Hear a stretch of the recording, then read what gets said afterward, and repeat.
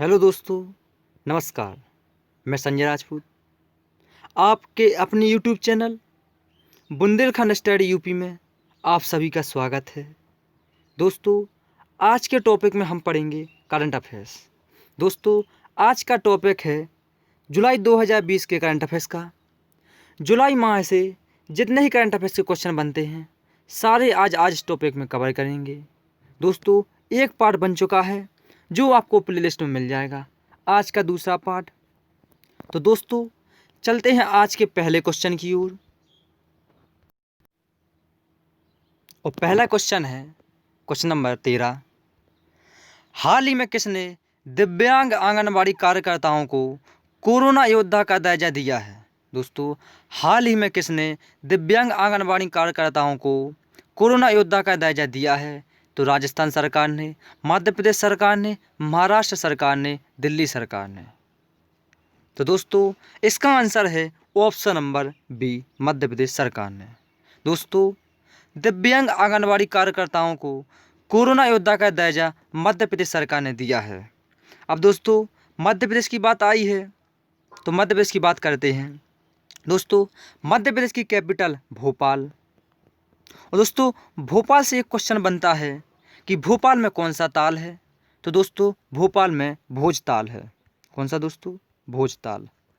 और दोस्तों, मध्य प्रदेश के सीएम शिवराज सिंह चौहान, गवर्नर आनंदीबेन पटेल हैं। और दोस्तों, वर्तमान में आनंदीबेन पटेल यूपी की भी गवर्नर हैं, क्योंकि मध्य प्रदेश के गवर्नर लालजी टंडन का भी हाल ही में निधन हुआ है। इसीलिए मध्य प्रदेश के गवर्नर का कार्यभार आनंदीबेन पटेल संभाल रही हैं। और दोस्तों, मध्य प्रदेश सरकार ने संकल्प योजना उमरिया डिस्ट्रिक्ट में चलाई थी। दोस्तों, संकल्प योजना उमरिया डिस्ट्रिक्ट में बुजुर्गों को सहायता प्रदान करने के लिए शुरू की गई थी। और सबसे खराब शिशु मृत्यु दर मध्य प्रदेश में है। दोस्तों, सबसे खराब शिशु मृत्यु दर मध्य प्रदेश में रही।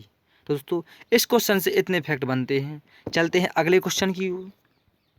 अगला क्वेश्चन है, हाल ही में किस राज्य सरकार ने 14,000 करोड़ के आत्मनिर्भर पैकेज की घोषणा की है?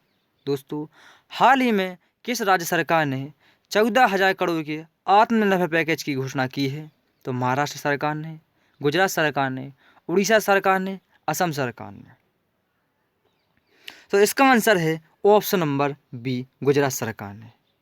अभी हाल ही में गुजरात सरकार ने 14,000 करोड़ के आत्मनिर्भर पैकेज की घोषणा की है। तो इसका आंसर है ऑप्शन नंबर बी, गुजरात सरकार। अब दोस्तों, गुजरात की बात करेंगे तो गुजरात की कैपिटल गांधीनगर। और गांधीनगर से एक क्वेश्चन बनता है कि गांधीनगर किस नदी के किनारे स्थित है? तो दोस्तों, गांधीनगर साबरमती नदी के किनारे स्थित है। और गांधीनगर हमारे शिक्षा मंत्री अमित शाह का निर्वाचित क्षेत्र है। और दोस्तों, गुजरात के सीएम विजय रूपाणी, गवर्नर आचार्य देवव्रत हैं। और दोस्तों, गुजरात सरकार ने सुजलाम सुफलाम जल संचय अभियान चलाया था। कौन सा दोस्तों? सुजलाम सुफलाम जल संचय अभियान चलाया था। और गुजरात सरकार ने ओमबारे आंगनबाड़ी नामक अनूठी पहल भी शुरू की थी। कौन सी दोस्तों? गुजरात सरकार ने ओमबारे आंगनबाड़ी नामक अनूठी पहल भी शुरू की थी। और दोस्तों, चलते हैं अगले क्वेश्चन की ओर। अगला क्वेश्चन है, हाल ही में किस बैंक ने ई किसान धन ऐप तैयार किया है? दोस्तों, हाल ही में किस बैंक ने ई किसान धन ऐप तैयार किया है? तो HDFC bank, RBI bank, SBI bank, PNB bank. तो दोस्तों, इसका आंसर है option number A, HDFC bank. अब दोस्तों, एचडीएफसी बैंक ने ई किसान धन ऐप लॉन्च किया है यानी तैयार किया है। तो अब एचडीएफसी बैंक की बात आई है तो दोस्तों, एचडीएफसी बैंक की बात करते हैं। एचडीएफसी बैंक की स्थापना 1994 में हुई थी। कब दोस्तों? 1994 में हुई थी, जिसका मुख्यालय मुंबई भारत में है। दोस्तों, एचडीएफसी बैंक का मुख्यालय मुंबई भारत में है। एचडीएफसी बैंक के संस्थापक विभू वर्गीज हैं। दोस्तों, विभू वर्गीज हैं। दोस्तों, एचडीएफसी बैंक के संस्थापक विभू वर्गीज हैं। अध्यक्ष या सीईओ आदित्य पुरी हैं। तो दोस्तों, इस क्वेश्चन से इतने फैक्ट बनते हैं। चलते हैं अगले क्वेश्चन की ओर। अगला क्वेश्चन है क्वेश्चन नंबर 16 है, हाल ही में किस राज्य सरकार ने हमारा घर हमारा विद्यालय योजना प्रस्तुत की है? दोस्तों, हाल ही में किस राज्य सरकार ने हमारा घर हमारा विद्यालय योजना प्रस्तुत की है? तो उत्तर प्रदेश सरकार ने, मध्य प्रदेश सरकार ने, हिमाचल प्रदेश ने, राजस्थान ने। तो दोस्तों, अपना आंसर चुनकर कमेंट बॉक्स में करें और इसका आंसर है option number B, Madhya Pradesh सरकार ने। मध्य प्रदेश सरकार ने हमारा घर हमारा विद्यालय योजना प्रस्तुत की थी। अब दोस्तों बात करेंगे मध्य प्रदेश की।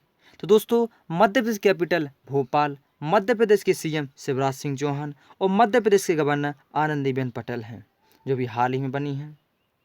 और दोस्तों, मध्य प्रदेश सरकार ने श्रम सिद्ध अभियान शुरू किया था और सबसे खराब शिशु मृत्यु दर मध्य प्रदेश में रही।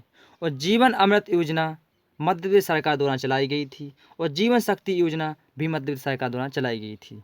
तो दोस्तों, इस क्वेश्चन से इतने फैक्ट बनते हैं। चलते हैं अगले क्वेश्चन की ओर। अगला क्वेश्चन है, हाल ही में भारत और किस देश के बीच पहली संयुक्त जल विद्युत परियोजना 600 मेगावाट क्षमता की खोलो गखू परियोजना शुरू की गई है? तो नेपाल की, भूटान, बांग्लादेश, पाकिस्तान। तो दोस्तों, इसका आंसर है ऑप्शन नंबर बी, भूटान के साथ। भारत और भूटान के बीच संयुक्त जल विद्युत परियोजना 600 मेगावाट क्षमता की खोलो गखू परियोजना शुरू की गई है। तो दोस्तों, इसका आंसर है ऑप्शन नंबर बी। अब बात करेंगे भूटान की। तो दोस्तों, भूटान की कैपिटल यानी राजधानी थिम्पू है। दोस्तों, भूटान की कैपिटल थिम्पू है और भूटान का क्षेत्रफल 38,994 वर्ग किलोमीटर है। दोस्तों, भूटान का क्षेत्रफल 38,994 वर्ग किलोमीटर है। भूटान की जनसंख्या जो कि मिलियन में दी गई है तो 0.7 मिलियन है, यानी 7 लाख जनसंख्या है भूटान की। दोस्तों, और भूटान की करेंसी है गुल्ट्रूम। दोस्तों, भूटान की मुद्रा है गुल्ट्रूम। और दोस्तों, भूटान भारत का पड़ोसी देश है जिसके साथ भारत की 699 किलोमीटर की सीमा रेखा रखती है। और दोस्तों, भारतीय राज्य ऐसे हैं जो भूटान के साथ सीमा रेखा बनाते हैं। पहला राज्य है पश्चिम बंगाल, दूसरा है सिक्किम, तीसरा है असम और चौथा है अरुणाचल प्रदेश। तो 4 भारतीय राज्य ऐसे हैं जो भूटान के साथ सीमा रेखा रखते हैं। चलते हैं अगले क्वेश्चन की ओर। अगला क्वेश्चन है, हाल ही में मेजर जनरल निगाह जौहर किस देश की सेना में पहली महिला लेफ्टी जनरल बनी? दोस्तों, हाल ही में मेजर जनरल निगाह जौहर किस देश की सेना में पहली महिला लेफ्टी जनरल बनी? तो बांग्लादेश में, पाकिस्तान में, इंडोनेशिया में, अफगानिस्तान में। तो दोस्तों, इसका आंसर है ऑप्शन नंबर बी, पाकिस्तान में। अब दोस्तों, पाकिस्तान की बात आई है तो अब बात करेंगे पाकिस्तान की। तो दोस्तों, भारत और पाकिस्तान के बीच कौन सी सीमा रेखा है? तो रेड क्लिफ रेखा है। कौन सी दोस्तों? रेड क्लिफ, जो कि 15 अगस्त 1947 में खींची गई थी। भारत और पाकिस्तान के बीच रेड क्लिफ रेखा है और भारतीय राज्य 4 राज्य ऐसे हैं जो पाकिस्तान के साथ सीमा बनाते हैं। तो पहला है गुजरात, दूसरा है राजस्थान, तीसरा है पंजाब और चौथा केंद्र शासित प्रदेश जो कि जम्मू कश्मीर है। तो दोस्तों, अब बात करेंगे पाकिस्तान की। तो पाकिस्तान की राजधानी इस्लामाबाद। दोस्तों, पाकिस्तान का क्षेत्रफल है 8,03,940 वर्ग किलोमीटर। दोस्तों, पाकिस्तान का क्षेत्रफल है 8,03,940 वर्ग किलोमीटर। जनसंख्या है जो कि मिलियन में दी गई है 176.9 मिलियन। और दोस्तों, पाकिस्तान की मुद्रा यानी करेंसी है पाकिस्तानी रुपया। और पाकिस्तान के प्रधानमंत्री इमरान खान क्रिकेटर इमरान खान हैं। और पाकिस्तान के सर्वोच्च न्यायालय के मुख्य न्यायाधीश जो कि 27वें नंबर के हैं, जिसका नाम है जस्टिस गुलजार अहमद। तो दोस्तों, इस क्वेश्चन से इतने फैक्ट बनते हैं। चलते हैं अगले क्वेश्चन की ओर। अगला क्वेश्चन है, हाल ही में गरीब कल्याण रोजगार अभियान वेब पोर्टल किसके द्वारा शुरू किया गया है? दोस्तों, हाल ही में गरीब कल्याण रोजगार अभियान वेब पोर्टल किसके द्वारा शुरू किया गया है? शिक्षा मंत्रालय, केंद्रीय ग्रामीण विकास मंत्रालय, संसाधन विकास मंत्रालय, इनमें से कोई नहीं। तो दोस्तों, इसका आंसर है ऑप्शन नंबर बी, केंद्रीय ग्रामीण विकास मंत्रालय के द्वारा गरीब कल्याण रोजगार अभियान वेब पोर्टल शुरू किया गया है। तो दोस्तों अब बात करेंगे केंद्रीय ग्रामीण विकास मंत्रालय, जिसके द्वारा गरीब कल्याण रोजगार अभियान वेब पोर्टल शुरू किया गया है। दोस्तों भारत सरकार द्वारा शुरू किया गया गरीब कल्याण रोजगार अभियान एक रोजगार सृजन और ग्रामीण बुनियादी ढांचा निर्माण कार्यक्रम है और आने वाले 4 महीनों के लिए अपने मूल स्थानों पर प्रवासी श्रमिकों को रोजगार के अवसर प्रदान करने के लिए शुरू किया गया है। इस मंत्रालय द्वारा इसमें 50,000 करोड़ रुपए की फंडिंग शुरू की गई है। इस मंत्रालय द्वारा इसमें 50,000 करोड़ रुपए की फंडिंग शुरू की गई है। दोस्तों ग्रामीण विकास एवं किसान कल्याण मंत्री हमारे नरेंद्र सिंह तोमर जी हैं। ग्रामीण विकास एवं किसान कल्याण मंत्री नरेंद्र सिंह तोमर हैं। तो दोस्तों इस क्वेश्चन से इतने फैक्ट बनते हैं। चलते हैं अगले क्वेश्चन की ओर। अगला क्वेश्चन है, हाल ही में किस राज्य सरकार ने भारत का पहला कबक पार्क विकसित किया है? दोस्तों हाल ही में किस राज्य सरकार ने भारत का पहला कबक पार्क विकसित किया है? तो उत्तर प्रदेश सरकार ने, उत्तराखंड सरकार ने, बिहार सरकार ने और झारखंड सरकार ने।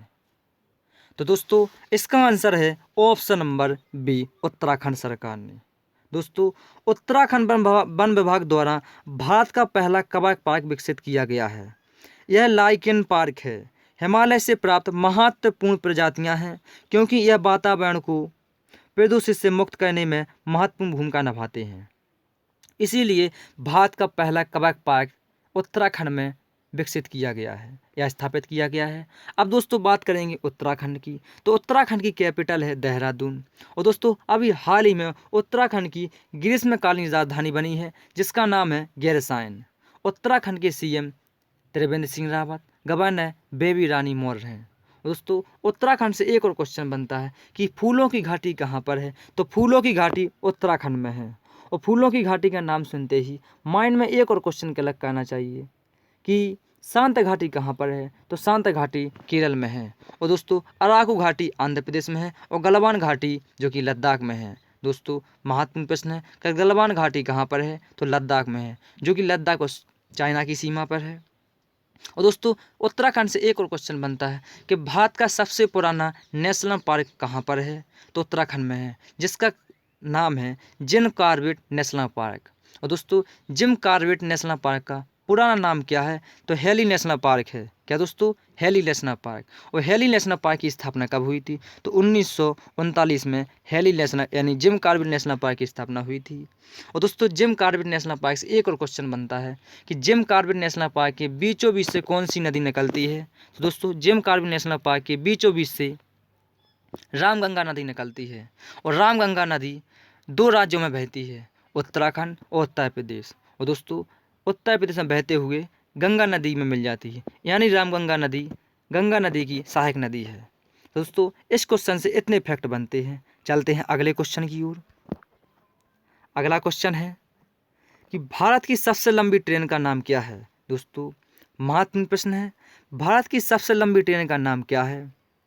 तो वंदे भारत, शेषनाग, शताब्दी एक्सप्रेस, विवेक एक्सप्रेस। तो दोस्तों आशा करता हूँ आपने अपना आंसर चुन लिया होगा। और दोस्तों इसका आंसर है ऑप्शन नंबर बी, शेषनाग। दोस्तों भारत की सबसे लंबी ट्रेन शेषनाग है, जो कि वे हाल ही में हुई है। दोस्तों शेषनाग एक्सप्रेस है जिसकी लंबाई 2.8 किलोमीटर है, यानी 2800 मीटर है। यह ट्रेन यानी शेषनाग ट्रेन नागपुर महाराष्ट्र से कोरबा छत्तीसगढ़ तक चलती है। और दोस्तों इस मालगाड़ी को शेषनाग नाम दिया गया है। यह भारत में अब तक की सबसे लंबी रेलगाड़ी है। भारतीय रेल शेषनाग ट्रेन को 4 मालगाड़ी एक साथ जोड़कर तैयार किया गया है। इसमें कुल 251 डिब्बे लगाए गए हैं। दोस्तों इसमें कुल 251 डिब्बे लगाए गए हैं। तो दोस्तों चलते हैं अगले क्वेश्चन की ओर। अगला क्वेश्चन है, हाल ही में किस शहर में कोरोना में अवशिष्ट के लिए पीले रंग का कूड़ादान रखने का फैसला किया है? हाल ही में किस शहर ने कोरोना अवशिष्ट के लिए पीले रंग का कूड़ादान रखने का फैसला किया है? तो भोपाल ने, जबलपुर ने, इंदौर ने, लखनऊ में। तो दोस्तों अपना आंसर चुनकर कमेंट बॉक्स में करें। और इसका आंसर है ऑप्शन नंबर सी, इंदौर ने। दोस्तों अभी हाल ही में इंदौर शहर ने कोरोना अवशेष के लिए पीले रंग का कूड़ादान रखने का फैसला किया है। अब दोस्तों बात करेंगे कोरोना अवशेष की। और दोस्तों अभी तक आपने 2 रंग वाले कूड़ेदान देखे होंगे, एक ग्रीन कलर का और एक रेड या ब्लू कलर का। ग्रीन कलर के कूड़ेदान में गीला कूड़ा डाला जाता है, जबकि रेड या ब्लू कलर वाले कूड़ेदान में सूखा कूड़ा डाला जाता है। लेकिन अब तीसरा पीले वाले कूड़ादान में जिसमें कोरोना वायरस का अवशेष डाला जाएगा। दोस्तों पीले वाले कूड़ेदान में कोरोना वायरस का अवशेष डाला जाएगा। अब दोस्तों इंदौर की बात करेंगे तो इंदौर मध्य प्रदेश में आता है। और दोस्तों मध्य प्रदेश की अभी हम वीडियो में 2 बार बात कर चुके हैं। तो दोस्तों चलते हैं अगले क्वेश्चन की ओर। अगला क्वेश्चन है, हाल ही में दिल्ली के बाद किस राज्य में प्लाज्मा बैंक स्थापित करने की घोषणा की है। दोस्तों हाल ही में दिल्ली के बाद किस राज्य सरकार ने प्लाज्मा बैंक स्थापित करने की घोषणा की है। तो असम ने, पश्चिम बंगाल, मेघालय एवं त्रिपुरा। तो दोस्तों अपना आंसर चुनकर कमेंट बॉक्स में करें। और इसका आंसर है ऑप्शन नंबर ए, असम ने। दोस्तों दिल्ली के बाद असम सरकार ने प्लाज्मा बैंक स्थापित करने की घोषणा की है। दोस्तों असम के गुवाहाटी में प्लाज्मा बैंक स्थापित किया जाएगा। दोस्तों असम सरकार ने असम के गुवाहाटी में प्लाज्मा बैंक स्थापित करने की घोषणा की है। अब बात करेंगे असम की। तो असम की कैपिटल है दिसपुर। असम के मुख्यमंत्री यानी सीएम सर्बानंद सोनोवाल हैं। राज्यपाल जगदीश मुखी हैं। और दोस्तों असम एक महत्वपूर्ण नेशनल पार्क है जिसका नाम है काजीरंगा नेशनल पार्क। ये किसके लिए प्रसिद्ध है? ये काजीरंगा नेशनल पार्क एक सींग वाले गैंडे के लिए प्रसिद्ध है। और एक सींग वाले गैंडे सबसे ज़्यादा कहाँ पर पाए जाते हैं? तो पश्चिम बंगाल में एक सींग वाले गैंडे सबसे ज़्यादा पाए जाते हैं। तो दोस्तों इस क्वेश्चन से इतने फैक्ट बनते हैं। और असम में एक और नेशनल पार्क है जिसका नाम है मानस नेशनल पार्क। दोस्तों चलते हैं अगले क्वेश्चन की ओर। अगला क्वेश्चन है, हाल ही में किस राज्य सरकार ने ई ग्रंथालय का उद्घाटन किया है। तो उत्तर प्रदेश सरकार ने, उत्तराखंड सरकार ने, बिहार सरकार ने, असम सरकार ने। तो दोस्तों इसका आंसर है ऑप्शन नंबर बी, उत्तराखंड सरकार ने। अभी हाल ही में उत्तराखंड सरकार ने ई ग्रंथालय का उद्घाटन किया है। तो दोस्तों अब बात करेंगे उत्तराखंड की। तो उत्तराखंड की कैपिटल देहरादून। उत्तराखंड की ग्रीष्मकालीन राजधानी जो भी हाल ही में बनी है उसका नाम है गैरसैंण। उत्तराखंड के सीएम त्रिवेंद्र सिंह रावत, उत्तराखंड के गवर्नर बेबी रानी मौर्य। दोस्तों उत्तराखंड में भारत का सबसे पुराना नेशनल पार्क है जिसका नाम है जिम कॉर्बेट नेशनल पार्क, जिसकी स्थापना 1939 में हुई थी। और जिम कॉर्बेट नेशनल पार्क का पुराना नाम है हेली नेशनल पार्क। दोस्तों हेली नेशनल पार्क है। और हेली नेशनल यानी जिम कॉर्बेट नेशनल पार्क के बीचों बीच से रामगंगा नदी निकलती है। और रामगंगा नदी उत्तर प्रदेश और उत्तराखंड में बहती है। और रामगंगा नदी गंगा नदी की सहायक नदी है। तो दोस्तों इस क्वेश्चन से इतने फैक्ट बनते हैं। तो दोस्तों चलते हैं अगले क्वेश्चन की ओर। अगला क्वेश्चन है क्वेश्चन नंबर 25, हाल ही में अंतर्राष्ट्रीय बाघ दिवस कब मनाया गया है। दोस्तों हाल ही में अंतर्राष्ट्रीय बाघ दिवस कब मनाया गया है। तो 28 जुलाई को, 29 जुलाई को, 30 जुलाई को, 31 जुलाई को। तो दोस्तों इसका आंसर आपको कमेंट बॉक्स में देना है दोस्तों, विथ डिटेल के साथ कि सबसे ज़्यादा बाघ कहाँ पर पाए जाते हैं, यह दिवस कब से शुरुआत हुई मनाने की, इसका संरक्षण कब हुआ, और दोस्तों इसकी सर्वे कब हुई। तो दोस्तों फुल डिटेल के साथ आपको इसका आंसर कमेंट बॉक्स में देना है। दोस्तों बुंदेलखंड स्टडी यूपी की तरफ से सभी लोगों को धन्यवाद। आप सभी ने अपना इतना अमूल्य समय दिया हमारे लिए। तो दोस्तों बुंदेलखंड स्टडी यूपी की तरफ से धन्यवाद। तो दोस्तों वीडियो को लाइक करें, शेयर करें और चैनल को सब्सक्राइब करना ना भूलें। और दोस्तों बेल आइकन दबा दें ताकि हर एक नोटिफिकेशन आज तक पहुंचती रहे। तो धन्यवाद दोस्तों।